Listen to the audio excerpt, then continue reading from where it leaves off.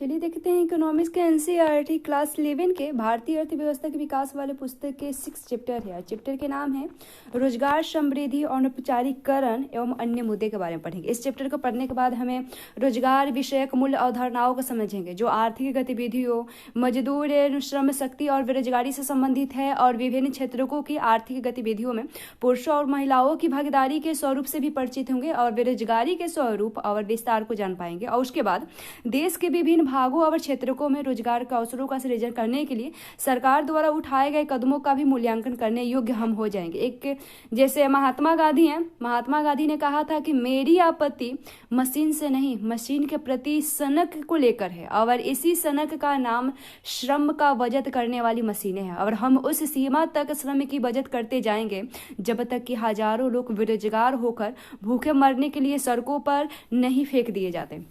इस चैप्टर के हम परिचय देखें। जैसे चैप्टर के नाम है रोजगार, समृद्धि, अनौपचारिक एवं अन्य मुद्दे के बारे में। इसके पहले हम इस पर चैप्टर के पहले हम परिचय देखें तो परिचय में जैसे लोग तरह तरह के काम करते हैं। कुछ लोग खेतों, कारखानों, बैंकों, दुकानों आदि अनेक प्रकार के कार्यस्थलों पर काम करते रहते हैं और कुछ व्यक्ति घर पर ही अन्य काम करते हैं। घर पर होने वाले काम अब बुनाई, फीते बनाना और हस्तकलाओं जैसे पारंपरिक कामों तक सीमित नहीं रह गए हैं, बल्कि इनमें सूचना प्रौद्योगिकी उद्योग के प्रोग्राम बनने जैसे आधुनिक काम भी शामिल हो चुके हैं। पहले कारखानों में काम करने का अर्थ किसी शहर में स्थित कर्मशाला में काम करना होता था, किंतु अब तो प्रौद्योगिकी परिवर्तन ने गांव के घर में भी औद्योगिक उत्पाद संभव बना दिया है। कोविड-19 महामारी के दौरान 2020 से 2021 में लाखों श्रमिकों ने घर से काम के माध्यम से ही अपने उत्पादों और सेवाओं को वितरण किया है। व्यक्ति कार्य क्यों करते हैं और कार्य ही हमारे व्यक्तिगत और सामाजिक जीवन में एक महत्वपूर्ण भूमिका है और लोग आजीविका के लिए कार्य करते हैं। कुछ लोगों को उत्तराधिकार के माध्यम से कार्य किए बिना भी धन मिल जाता है, किंतु ऐसे धन के किसी को पूर्ण संतोष नहीं होता है। किसी कार्य से जुड़ा रहना हमें अपनी सार्थकता की अनुभूति प्रदान करता है और इसी के माध्यम से हम अन्य व्यक्तियों के सही अर्थों के संपर्क स्थापित करते हैं और प्रत्येक कार्यरत व्यक्ति सक्रिय रूप से राष्ट्रीय आय में योगदान करता है और इसी के माध्यम से वह विभिन्न आर्थिक क्रियाओं में भाग लेकर देश के आर्थिक विकास में हिस्सेदार बनता है और यही सही अर्थों में आजीविका उपार्जन है। और हम केवल अपने लिए काम नहीं करते हैं, अपने ऊपर निर्भर व्यक्तियों की आवश्यकताओं की पूर्ति करने के लिए भी कार्य करने की उपलब्धि का अनुभव करते हैं और कार्य के इसी महत्व को समझकर महात्मा गांधी ने शिक्षा और हस्तकलाओं सहित विभिन्न प्रकार के कामों के माध्यम से प्रशिक्षण पर बल दिया था।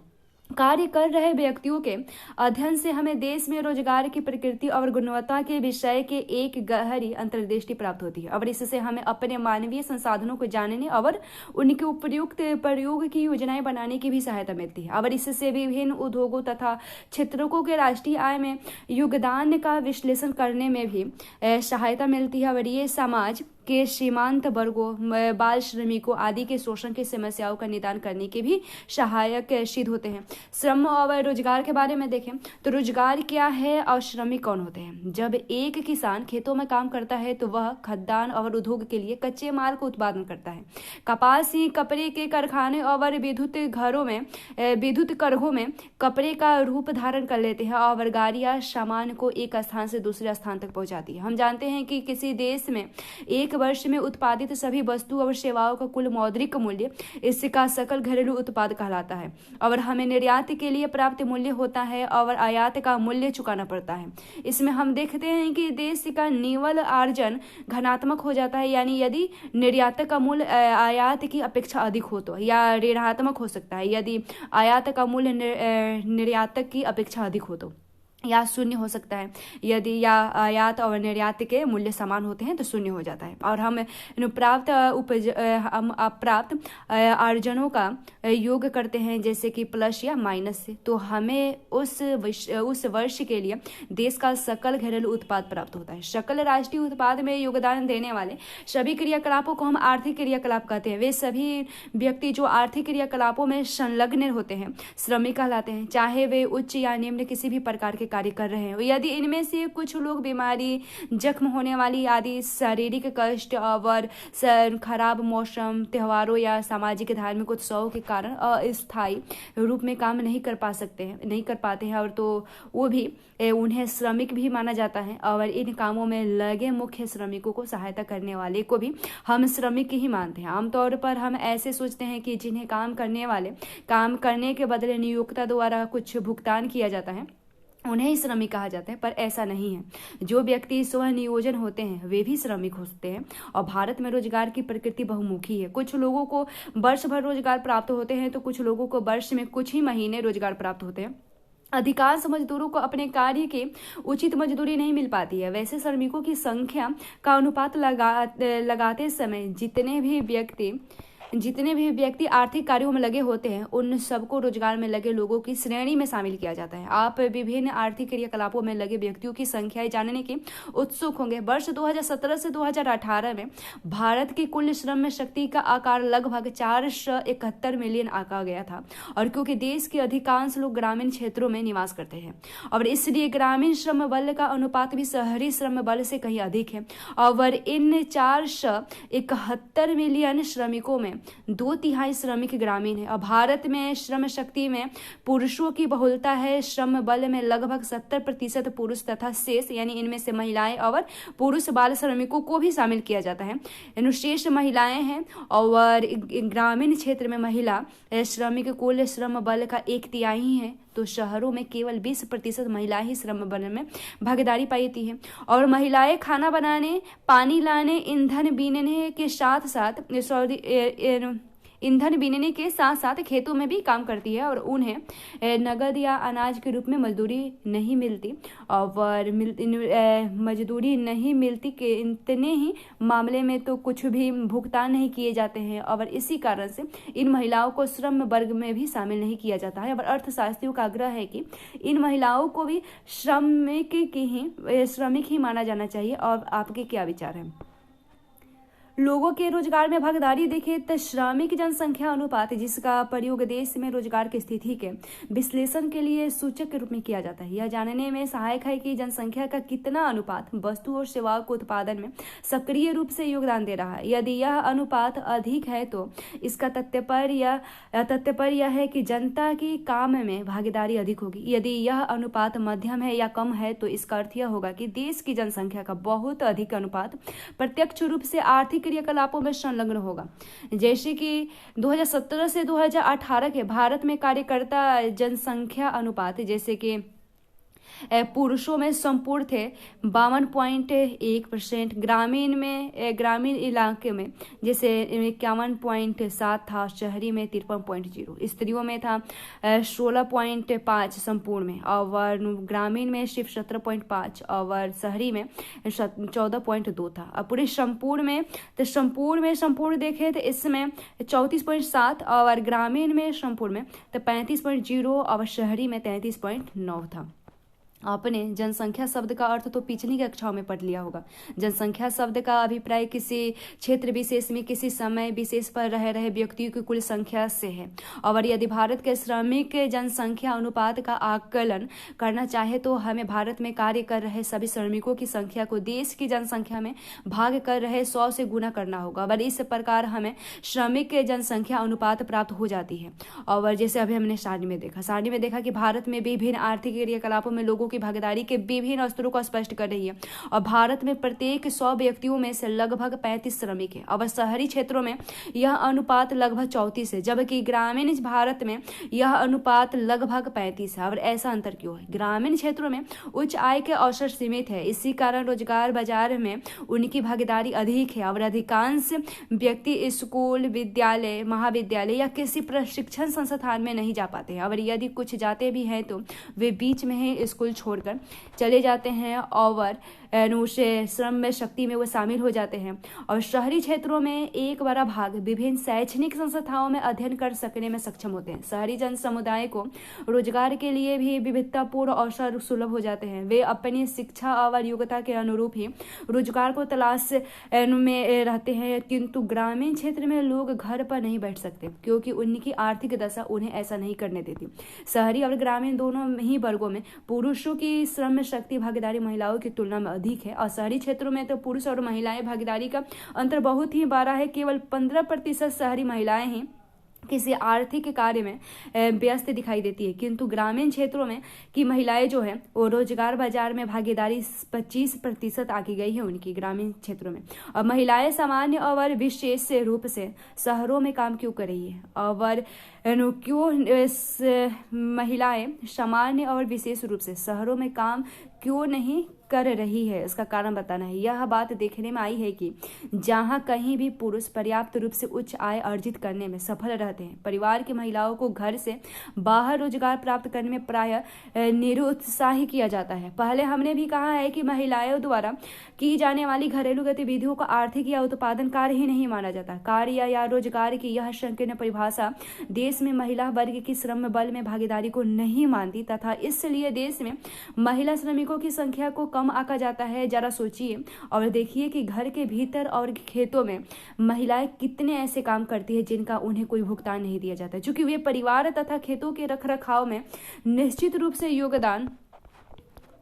योगदान देती है। और क्या आपको ऐसा नहीं लगता है कि उनकी संख्या भी महिला श्रमिक में सम्मिलित की जानी चाहिए?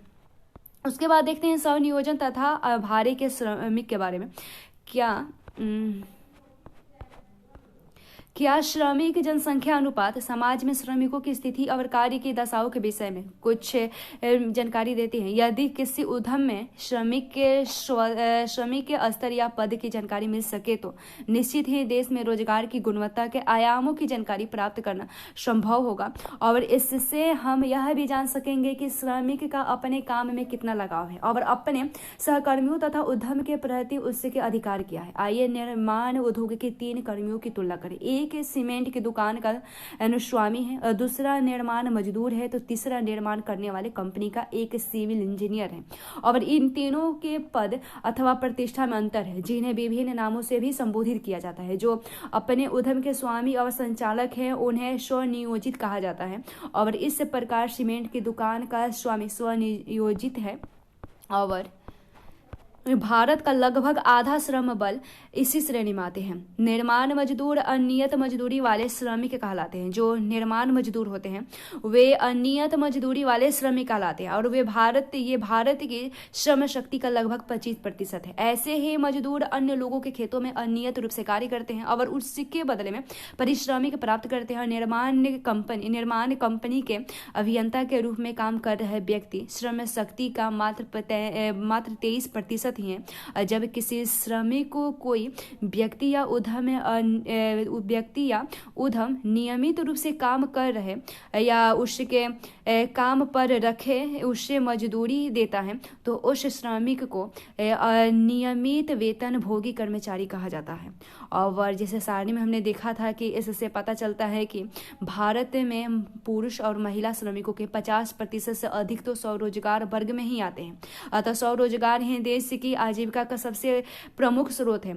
अनियत मजदूरी कार्य पुरुषों और महिलाओं के लिए रोजगार का दूसरा प्रमुख स्रोत है। और इस अनियत रोजगार में महिलाओं का अंश जैसे 24 से 27% और पुरुषों से अधिक पाया गया है। और नियमित वेतन भोगी रोजगारधारियों में पुरुष एवं महिलाएं दोनों अधिक अनुपात में लगे हुए हैं।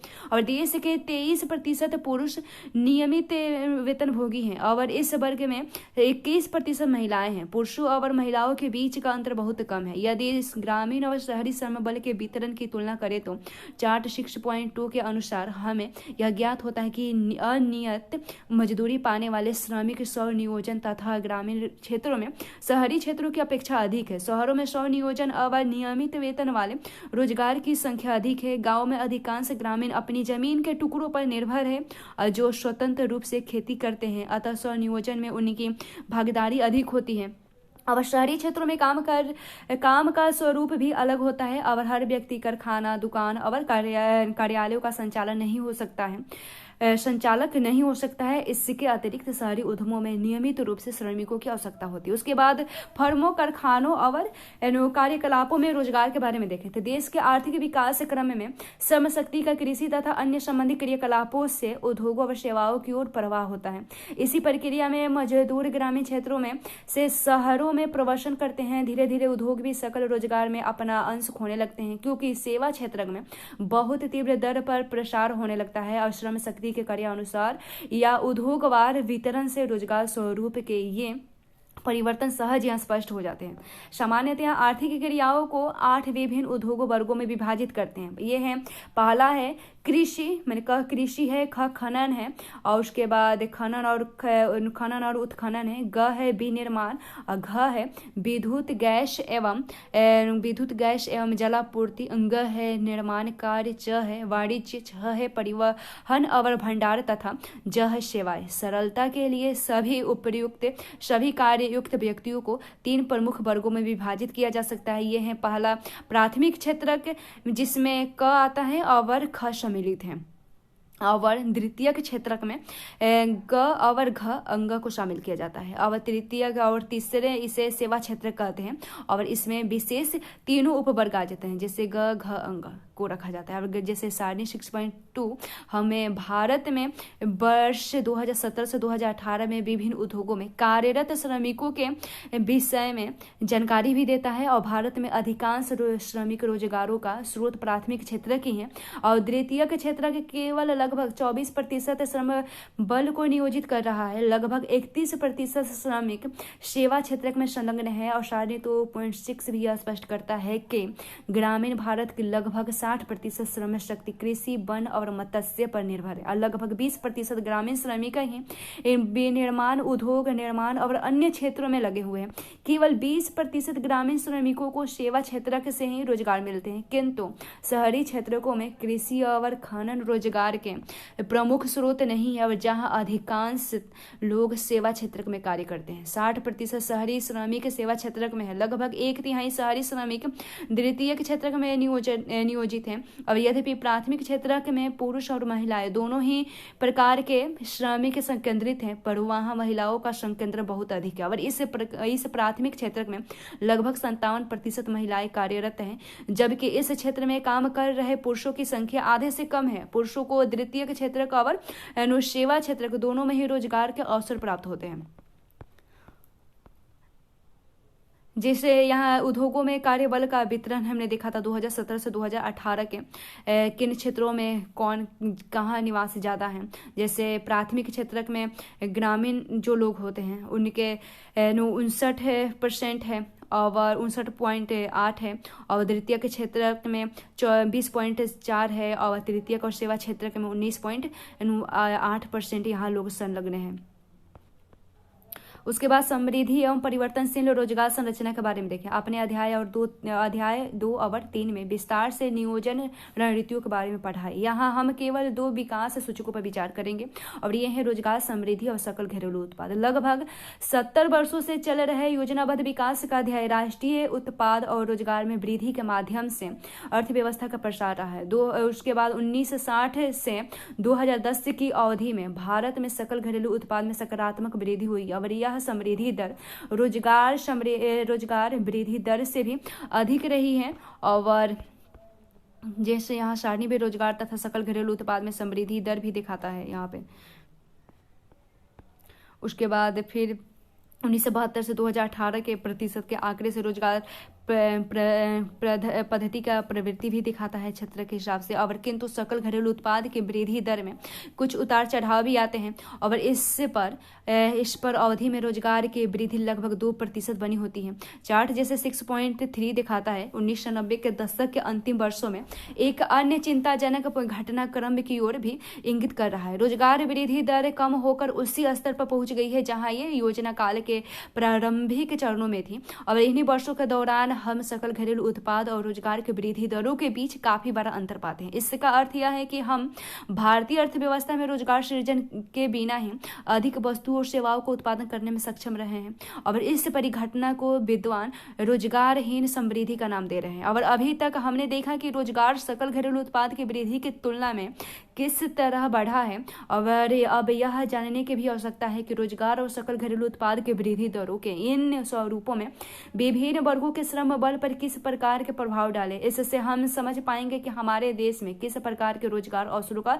सृजन हो रहा है। आइए पिछले खंड में बताए गए 2 सूचकों के एक बार फिर से विचार करते हैं। ये सूचक है विभिन्न उद्योगों में लोगों को मिले रोजगार तथा उनकी स्थितियां। हम जानते हैं कि भारत कृषि प्रधान देश है और जनसंख्या का बहुत बड़ा भाग ग्रामीण क्षेत्रों में बसा है और यह अपनी मुख्य आजीविका के लिए कृषि पर ही निर्भर है। भारत सहित अनेक देशों के विकास रणनीति का ध्येय कृषि पर निर्भर जनसंख्या का अनुपात को कम करना ही रहा है और औद्योगिक क्षेत्रों के आधार पर श्रम बल का वितरण यह दिखाता है कि श्रम बल कृषि कार्यों से हटकर गैर कृषि कार्यों की ओर बड़े पैमाने पर बढ़ रहा है और जहां 1972 से 1973 में प्राथमिक क्षेत्र में 74% बल श्रम पर लगा था, वहीं 2011 से 2012 के यह अनुपात घटकर 50% रह गया और द्वितीयक और सेवा क्षेत्र भारत के श्रम बल के लिए आशावादी भविष्य का संकेत दे रहे हैं। और आप देखेंगे कि इन क्षेत्रों की हिस्सेदारी क्रमशः 11 से बढ़कर 24 और 15 से बढ़कर 27% हो गई है।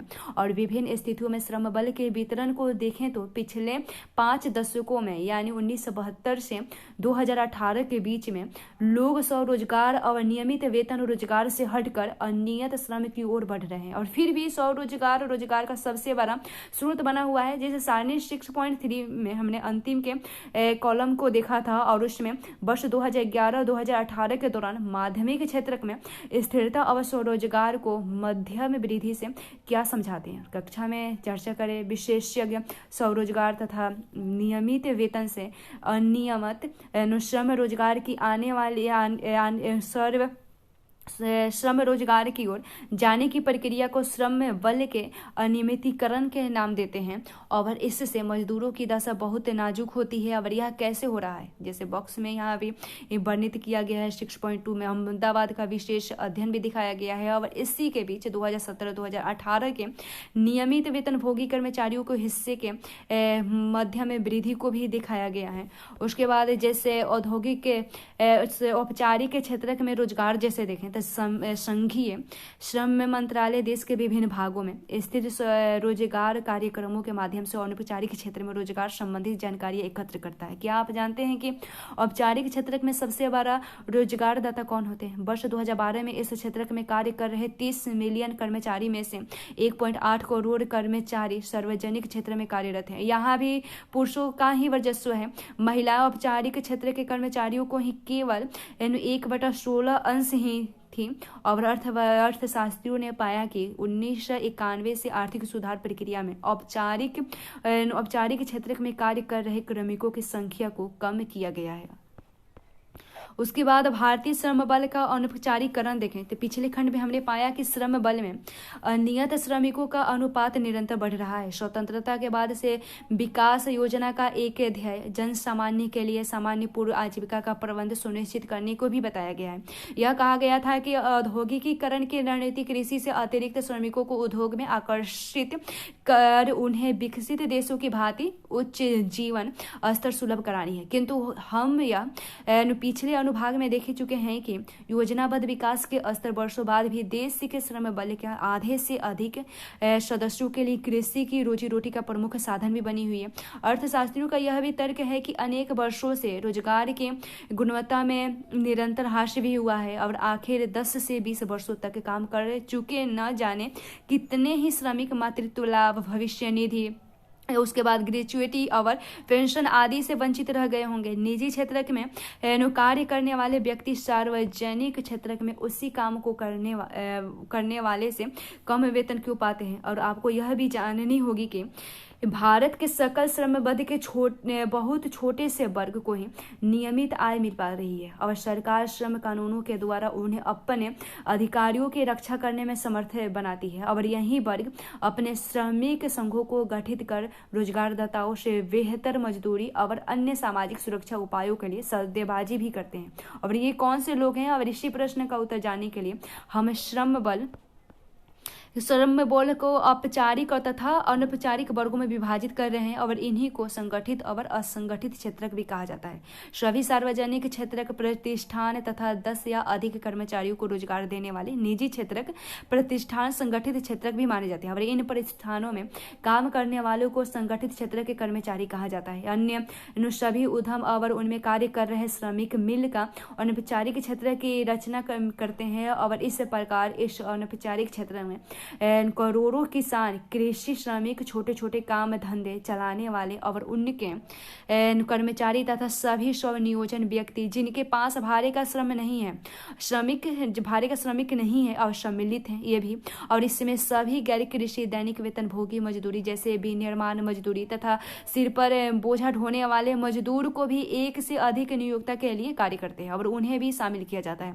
आपने देखा होगा कि यह श्रमिकों को वर्गीकृत करने का एक तरीका है। हालांकि वर्गीकरण के अन्य तरीके भी हो सकते हैं, कक्षा में संभावित तरीके भी बताए जा सकते हैं। और सामाजिक सुरक्षा व्यवस्था के लाभ संगठित क्षेत्र के कर्मचारियों को मिलते हैं और इनकी कमाई भी असंगठित क्षेत्र के कर्मचारियों से अधिक होती है। विकास योजना में सैद्धांतिक रूप से यह माना गया था कि जैसे जैसे अर्थव्यवस्था विकसित होंगे अधिकाधिक श्रमिक औपचारिक क्षेत्र में सम्मिलित होते जाएंगे और अनौपचारिक क्षेत्र के श्रमिकों का अनुपात बहुत कम रह जाएगा। किंतु वास्तव में भारत में क्या हुआ है और पिछले दिए गए आरेखों को हम देख सकते हैं और इसके संगठित तथा असंगठित क्षेत्रों में श्रम बल का वितरण भी दर्शाया गया है।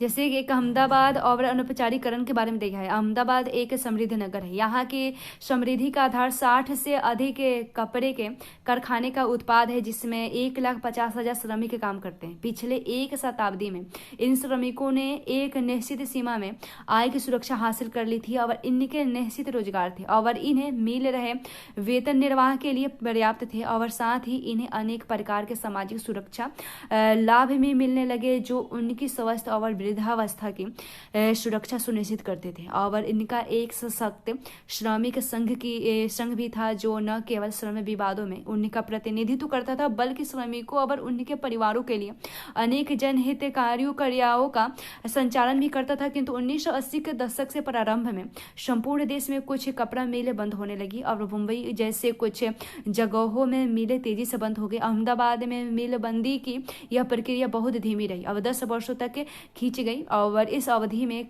कम से कम 80,000 अस्थायी तथा 80,000 अस्थायी और 50,000 अस्थायी कपड़ा मजदूरों का रोजगार छीन गया था और वे अनौपचारिक क्षेत्र का सहारा लेने को विवश हुए थे। और इसी परिस्थिति में नगर में आर्थिक मंदी और उन आक्रोश के साथ साथ सांप्रदायिक दंगे को भी भड़क उठे थे। वहां पर श्रमिकों पर एक पूरे वर्ग को मध्यवर्गीय सुरक्षित जीवन शैली में उखाड़ कर औपचारिक क्षेत्र की निर्धनता झेलने के लिए छोड़ दिया गया था। किंतु इन कितने ही कपड़ा श्रमिक शराब की लत के सहारे अपने कष्ट भुलाने को प्रयास कर रहे थे, लेकिन कुछ ने शराब के माध्यम से आत्महत्या का रास्ता चुनने और कितने ही परिवारों को बच्चों को शिक्षा अधूरी रोजगार कर उन्हें भी काम की तलाश के लिए भेजा गया था। और उसके बाद सन 2017 से 2018 में 473 मिलियन श्रमिक थे और केवल 30 मिलियन श्रमिक ही औपचारिक क्षेत्र में कार्य कर रहे थे। और क्या आप इनका प्रतिशत अनुपात आकलित कर सकते हैं? अगर ये मात्र 6% है तो दूसरे शब्दों में देश के 94% श्रमिक अनौपचारिक क्षेत्रों में काम कर रहे थे। 2011 से 2012 में जिस वर्ग के लिए लिंग आधारित औपचारिक और अनौपचारिक क्षेत्र के रोजगार का डेटा उपलब्ध है और जिसके अनुसार औपचारिक क्षेत्र का लगभग 20% और अनौपचारिक क्षेत्र का लगभग 30% ही महिलाएं हैं। 1970 के दशक के अंत में भारत सहित अनेक विकासशील देश में पाया गया कि औपचारिक क्षेत्र में रोजगार वृद्धि नहीं हो पा रही है, इसलिए उन्होंने अनौपचारिक क्षेत्र पर ही ध्यान देना प्रारंभ किया। किंतु अनौपचारिक क्षेत्र में उद्यमों और उनके श्रमिकों को आय नियमित नहीं होती है और आय जो है वो नियमित नहीं होती है और उन्हें सरकार से भी किसी प्रकार का संरक्षण और नियमन नहीं मिल पाते हैं और श्रमिकों को बिना क्षतिपूर्ति के ही काम से निकाल भी दिया जाता है। अनौपचारिक क्षेत्र के उपक्रमों में प्रयुक्त प्रौद्योगिकी पुरानी हो चुकी है तथा वे किसी प्रकार के लेखा खाते भी नहीं रखते हैं और इन क्षेत्र के श्रमिक प्रायः गंदी बस्तियों में तथा झुग्गी बस्तियों में रहते हैं। और कुछ समय से अंतर्राष्ट्रीय श्रम संगठन के प्रयासों के फलस्वरूप भारत सरकार ने अनौपचारिक क्षेत्र का आधुनिकीकरण और इस क्षेत्र के कर्मचारियों के लिए सामाजिक सुरक्षा व्यवस्था का भी प्रावधान कर रही है और कुछ किया भी है।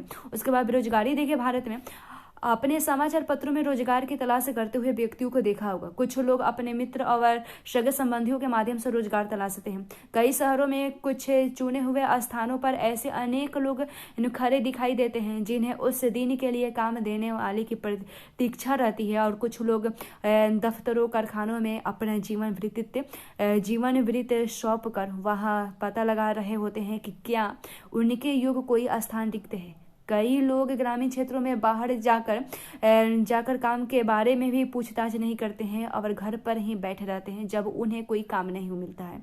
और कुछ व्यक्ति रोजगार कार्यालयों में उनके माध्यम से अनुसूचित व्यक्तियों के लिए अपने नाम पंजीकरण भी कराते हैं। राष्ट्रीय सांख्यिकीय कार्यालय यानी पहले से इसे राष्ट्रीय प्रतिदर्श सर्वेक्षण संगठन के रूप में जाना जाता था, लेकिन अब इसे राष्ट्रीय सांख्यिकीय कार्यालय नाम से जाना जाता है। इसने बेरोजगारी को इस प्रकार परिभाषित किया कि यह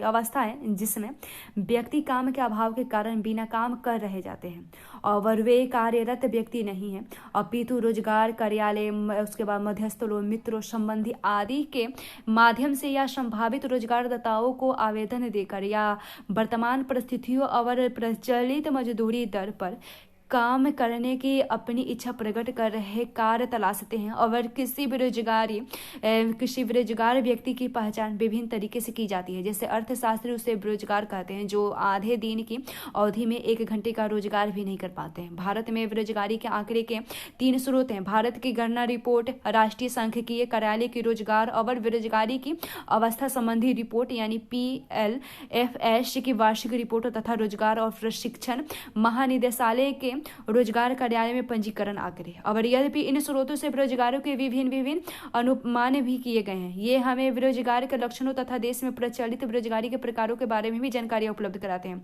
क्या हमारी अर्थव्यवस्था में बेरोजगारी भिन्न प्रकार की है? इस अनुच्छेद के प्रथम गंधांश में वर्णित स्थिति को खुली बेरोजगारी कहते हैं और भारत के कृषि में फैली बेरोजगारी को अर्थशास्त्री प्रच्छन्न बेरोजगारी कहते हैं। प्रच्छन्न बेरोजगारी क्या होती है? मान लीजिए एक किसान के पास 4 एकड़ का भूखंड है और उसे अपने खेत में विभिन्न प्रकार की क्रियाओं को निष्पादित करने में 2 श्रमिक की आवश्यकता है, किंतु यदि वह अपने परिवार के 5 सदस्यों यानी पत्नी, बच्चे आदि को सबको सम्मिलित कर ले और कृषि कार्य में लगा दे तो यह स्थिति प्रच्छन्न बेरोजगारी के नाम से जानी जाती है। 1950 के दशक के अंत में किए गए एक अध्ययन के द्वारा भारत में 1/3 कृषि श्रमिकों को प्रच्छन्न रूप से बेरोजगार दिखाया गया है। और आपने यह भी देखा होगा कि बड़ी संख्या में लोग शहरों की ओर प्रवासन करते हैं, वहां नौकरी करते हैं और सीमित अवधि तक वहां रहते हैं, पर वर्षा ऋतु आरंभ होते हैं वे अपने गांव लौट आते हैं। और वे ऐसा क्यों करते हैं? कारण यही है कि कृषि का कार्य मौसमी होता है और वर्ष भर गाँव में रोजगार के अवसर नहीं होते हैं। जब खेत में काम नहीं होता है तो वे लोग शहर की ओर जाते हैं और काम खोजते हैं और ऐसी बेरोजगारी की अवस्था को मौसमी बेरोजगारी कहा जाता है। भारत में बेरोजगारी का ये प्रकार भी बहुत बड़े स्तर का प्रचलित है और यद्यपि हमने देखा है कि रोजगार समृद्धि दर बहुत धीमी रहती है, पर क्या आपने लोगों को बहुत लंबे समय तक रोजगार से वंचित देखा है? विद्वानों का कहना है कि भारत में व्यक्ति बहुत लंबे समय तक पूर्णतः बेरोजगार नहीं बैठ पाते हैं और क्योंकि उनकी आर्थिक दशा इतनी निराशाजनक होती है कि कोई भी काम स्वीकार कर लेते हैं। आप उन्हें ऐसे काम भी करते हुए देखा होगा जिन्हें कोई अन्य व्यक्ति नहीं कर सकता, और उनमें बहुत ही असुविधाजनक, अस्वस्थकरण और अस्वच्छ तथा जोखिम भरे कार्य भी होते हैं। केंद्र तथा राज्य सरकारों ने निम्न आय परिवारों को बेहतर रहन सहन के लिए विभिन्न रोजगार सृजित किए हैं और इसके लिए पहल भी की है। इस विषय में भी आगे हम देखेंगे। और उसके बाद सरकार और रोजगार सृजन के बारे में देखें। हाल ही में भारत की संसद ने महात्मा गांधी राष्ट्रीय ग्रामीण रोजगार गारंटी अधिनियम 19 भारत की संसद ने महात्मा गांधी राष्ट्रीय ग्रामीण रोजगार गारंटी अधिनियम 2005 पारित किया, यानी जो मनरेगा है। और यह देश के ग्रामीण परिवारों के सदस्यों को अकुशल श्रम के रूप में कार्य करने को 100 दिन का तिहारी उपलब्ध कराने के लिए गारंटी देती है। ग्रामीण क्षेत्रों में जिन्हें नौकरी की आवश्यकता है उनके लिए भी रोजगार के अवसरों का सृजन करने के लिए यह सरकार द्वारा संचालित उन अनेक उपायों में से ये एक है। और स्वतंत्रता प्राप्ति के बाद से संघीय और राज्य सरकारें रोजगार सृजन हेतु अवसरों की रचना करने में बहुत महत्वपूर्ण भूमिका निभाती आ रही है। और इनके प्रयासों को 2 वर्गों में भी विभाजित किया जा सकता है, प्रत्यक्ष तथा अप्रत्यक्ष रूप से। जैसे कि हमने पिछले अनुभागों में पढ़ा कि प्रथम श्रेणी में सरकार अपने विभिन्न विभागों में प्रशासकीय कार्यों के लिए नियुक्तियां करती है और सरकार अनेक उद्योग, होटल और परिवहन कंपनियां भी चला रही है। और इन सब में भी यह प्रत्यक्ष रूप से रोजगार प्रदान करती है। जब सरकारी उद्योगों में उत्पादन स्तर में वृद्धि होती है तो उन उद्योगों को सामग्रियों की पूर्ति करने वाले निजी उद्योगों की भी अपना उत्पादन बढ़ाने का अवसर मिलता है। इनमें से इससे भी अर्थव्यवस्था में नए रोजगार के अवसर पैदा होते हैं। उदाहरण के लिए एक सरकारी इस्पात मिल में उत्पादन वृद्धि से उस सरकारी कंपनी में रोजगार में प्रत्यक्ष वृद्धि होती है। साथ ही उस इस्पात मिल को उत्पादनों की पूर्ति करने वाले और उससे इस्पात खरीदने वाले निजी कंपनियों को भी अपने अपने उत्पादन और रोजगार बढ़ाने का अवसर मिल जाते हैं। यह सरकार द्वारा अप्रत्यक्ष रूप से अर्थव्यवस्था में रोजगार के अवसरों का सृजन है। आपने ध्यान दिया होगा कि सरकारों द्वारा गरीबी निवारण के लिए चलाए जा रहे अनेक कार्यक्रमों का क्रियान्वयन भी रोजगार सृजन के माध्यम से ही होती है और उन्हें रोजगार सृजन कार्यक्रम भी कहा जाता है। और इस तरह के कार्यक्रम केवल रोजगार ही उपलब्ध नहीं कराते, इसके सहारे प्राथमिक जन स्वास्थ्य, प्राथमिक शिक्षा, ग्रामीण आवास, ग्रामीण जलापूर्ति, पोषण, लोगों की आय तथा रोजगार सृजन करने वाली परिसंपत्तियां खरीदने में भी सहायता और दिहाड़ी रोजगार के सृजन के माध्यम से सामुदायिक परिसंपत्तियों का विकास, गृह और स्वच्छता सुविधाओं का निर्माण, गृह निर्माण के लिए सहायता, ग्रामीण सड़कों का निर्माण और बंजर भूमि आदि के विकास के लिए कार्य पूरे किए जा रहे हैं। उसके बाद निष्कर्ष के तौर पर देखें, भारत की श्रम बल संरचना में परिवर्तन आ चुका है और सेवा क्षेत्र के रोजगार के नए अवसरों का सृजन हो रहा है। सेवा क्षेत्र का विस्तार तथा इसमें नई प्रौद्योगिकी के प्रादुर्भाव का कारण अब निर्बाध के रूप से लघु उद्योग तथा कुछ विशिष्ट उपक्रम तथा विशेषज्ञ श्रमिक ही बहुराष्ट्रीय कंपनियों से प्रतिस्पर्धा से टीक सकते हैं और कार्य की आउटसोर्सिंग एक सामान्य सी बात हो रह गई है। और इसका तात्पर्य यह है कि एक बड़ी फर्म के लिए लाभप्रद के लिए वह अपने विशिष्ट विभागों जैसे कि विधि, कंप्यूटर प्रोग्रामिंग या ग्राहक सेवा अनुभाग को बंद कर छोटे उद्यमियों को बड़े पैमाने पर छोटे छोटे रोजगार उपलब्ध कराए हैं, जो कि दूसरे देशों में भी स्थित हो सकता है। आधुनिक कारखानों की परंपरागत अवधारणा इस प्रकार बदल रही है कि घर ही कार्यस्थलों में परिवर्तित हो रहे हैं। यह समस्त परिवर्तन व्यक्तिगत श्रम के रूप में भी नहीं हो रहा है और श्रमिकों को न्यूनतम सामाजिक सुरक्षा की उपलब्धता के कारण रोजगार का स्वरूप और अधिक औपचारिक को हो गया है। और इसके बावजूद पिछले कुछ श्रमिकों में सकल घरेलू उत्पाद में भी तीव्र वृद्धि हुई है, लेकिन इसके साथ ही रोजगार के अवसरों का सृजन नहीं होने के कारण सरकार को विशेष तौर से ग्रामीण क्षेत्रों में रोजगार के अवसरों का सृजन करने के लिए बाध्य होना पड़ता है। और जो लोग घर में काम करते हैं, उनके जो लोग कार्य करते हैं, उनका अर्थव्यवस्था में गणना नहीं की जाती है। उन्हें न प्रथम क्षेत्र, द्वितीय और तृतीय क्षेत्र में नहीं रखा जाए, बल्कि उनको देखभाल सेवा में रखा जाता है। देखभाल में उनको कहा जाता है ये देखभाल के क्षेत्र में है, उनको ये कहा जाता है। उसके बाद पुनरावर्तन के बारे में देखें, वैसे व्यक्ति जो आर्थिक क्रियाओं में संलग्न है और इस प्रकार सकल राष्ट्रीय उत्पाद में योगदान दे रहे हैं, उन्हें श्रमिक कहते हैं। और देश की जनसंख्या के 5 में से 2 व्यक्ति विभिन्न आर्थिक क्रियाओं में लगे होते हैं। मुख्यतः ग्रामीण पुरुष देश के श्रम बल का सबसे बड़ा वर्ग है और भारत के अधिकांश श्रमिक स्वनियोजन है और अनियत दिहाड़ी मजदूर तथा नियमित वेतनभोगी कर्मचारी मिलकर भी भारत की समस्त श्रम शक्ति के अनुपात के आधे से भी कम रह गई है। और भारत के कुल श्रम बल का लगभग 5 में से 3 श्रमिक कृषि के संबंध कार्यों में ही अपनी आजीविका प्राप्त करते हैं। और हाल ही में कुछ वर्षों में रोजगार वृद्धि में शिथिलता भी आई है। उसके बाद सुधारों उपरांत भारत में सेवा क्षेत्र के नए रोजगार के अवसरों का उदय भी हुआ है। ये नए रोजगार मुख्यतः अनौपचारिक क्षेत्र के ही अंतर्गत आते हैं तथा इनके कार्य को प्रकृति का अधिकांश अनियत है और सरकार देश में सबसे बड़ा औपचारिक क्षेत्र की नियोक्ता है। और प्रच्छन्न बेरोजगारी ग्रामीण बेरोजगारी का आम प्रकार है। और भारत के श्रम बल की संरचना में बड़ा परिवर्तन भी आया है और अपनी विभिन्न योजनाओं और नीतियों द्वारा सरकार प्रत्यक्ष या परोक्ष रूप से रोजगार सृजन के लिए भी प्रयास कर रही है।